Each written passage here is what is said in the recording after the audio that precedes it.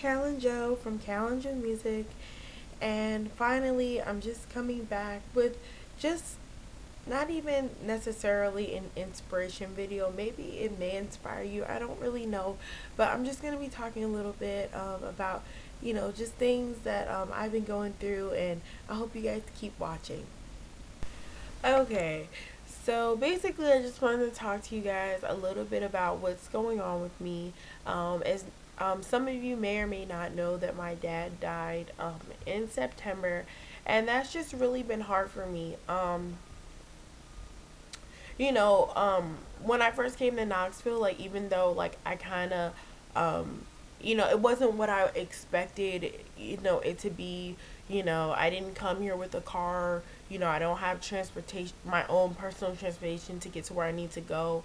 Um, Kind of really wish I would have thought that through before I came here, but it's okay because it's a year later and God has, he's provided for me.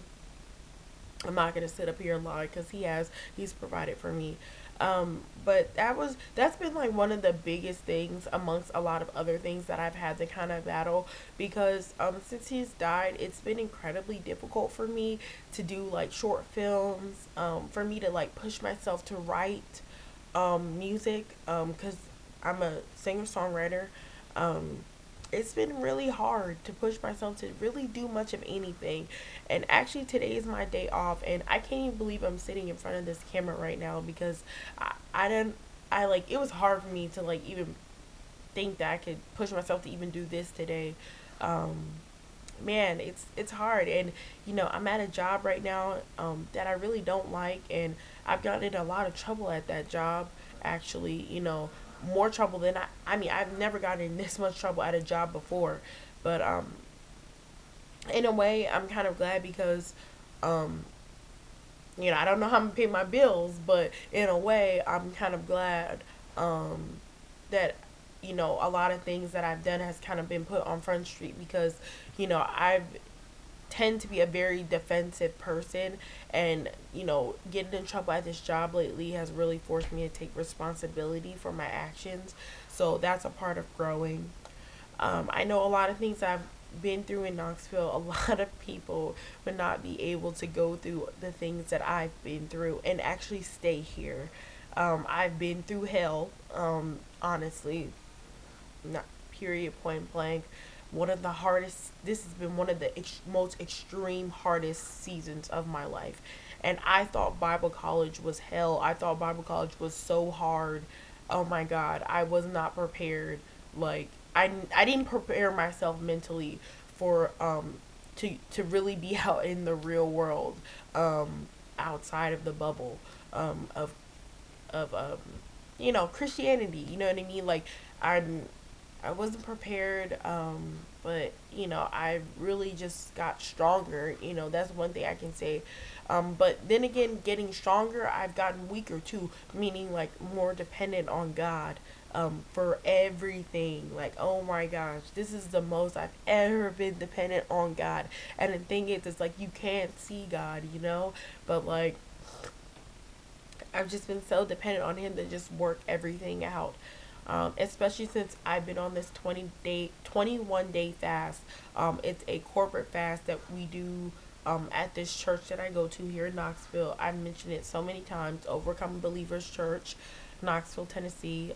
It's located on Magnolia Avenue with Pastor Dow Arnold as the leader.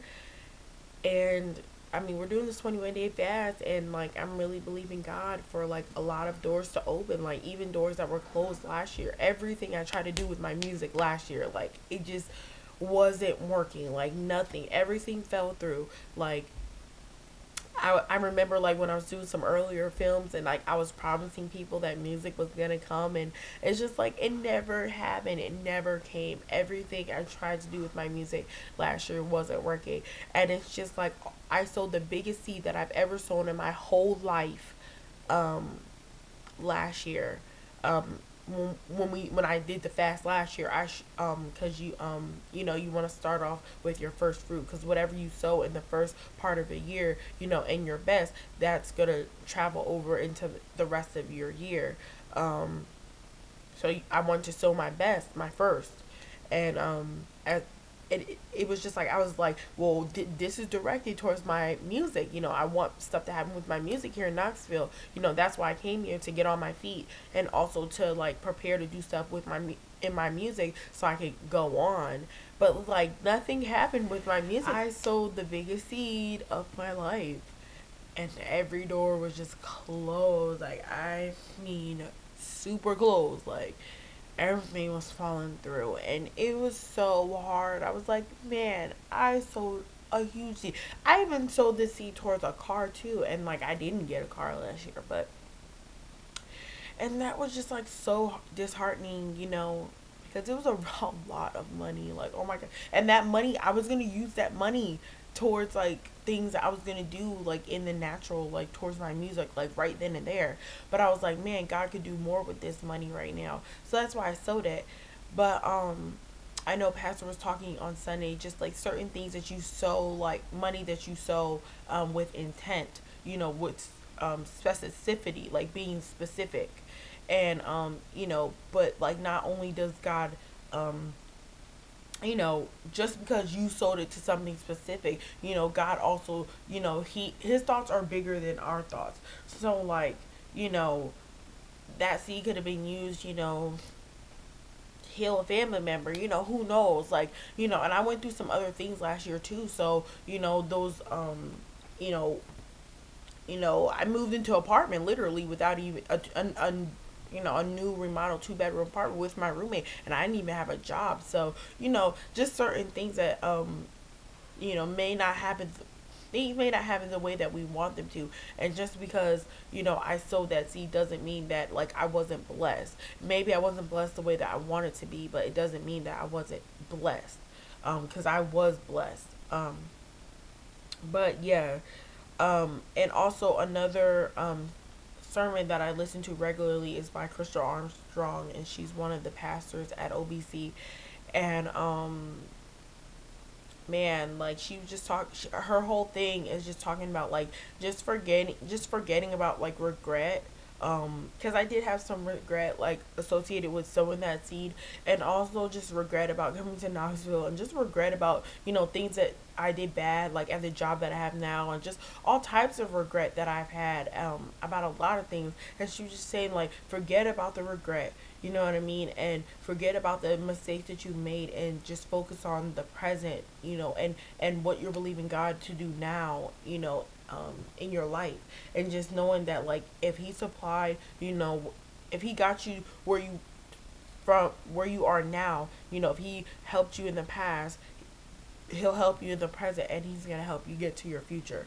So that's what I'm holding on to, like anything to encourage myself to just like stay here and just believe God. I mean, like I will take anything, anything. I mean, anything to just keep me just, from just, there's just been so many times, bro, like when I have wanted to just come home and get my stuff, like pack a suitcase, like, and just leave, like not even tell nobody, just leave, like I mean leave. And God already told me like there was nothing for me to go back to, like in the sense of just like I really can't go back. Like he already established that, way last year, because I was just like about to leave last year.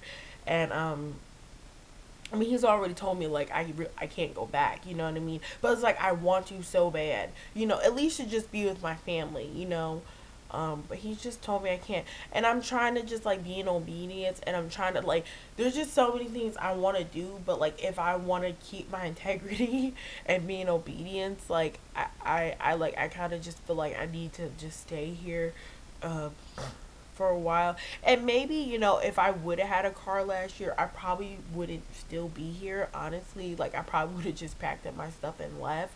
But, I have responsibilities here. And, you know, coming back from that cruise that I had, December 31st, me and my sister's birthday, I didn't want to come back here. I did not want to come back to the bills. I didn't want to come back to the drama at my job. I didn't want to come back to just being here without my family, at all.